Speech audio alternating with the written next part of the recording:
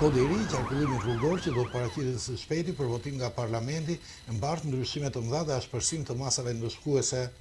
Një nga risit lidhet me përdorimin e telefonit celular gjatë ngjarjes së makinës. Nëse policia rrugore kap dikë me një rëndor në timon dhe tjetën të celulari, e gjoba do t'jetë 350 euro, ndërsa do t'i merret edhe patenta.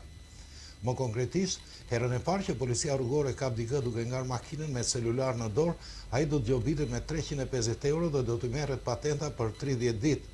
Në rast se njëjti person kapet sërish për të njëjtën kundravajtje, gjoba do të jetë 1000 euro dhe patenta do të hiqet për 180 ditë, pra për 6 muaj. Po të kapet dhe për herë të tretë, a gjoba do të jetë 2000 euro dhe patenta do të hiqet për 1 vit.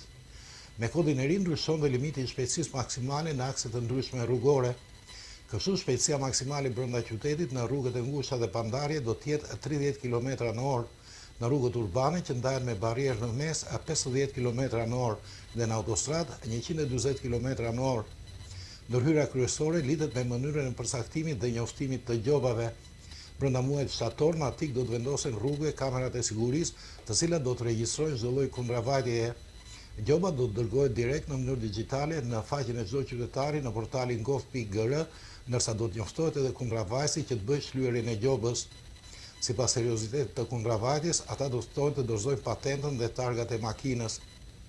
Për herë të parë, kodi i qarkullimit rrugor paraqikon gjobë edhe për pasagerët e motocikletave që nuk vendosin skafandër. Deri më tani gjoba i vijej vetëm drejtuesit të mjetit. Kodi përmban dënime të rrepta për shkaktarët e aksidenteve vdekjeprurse.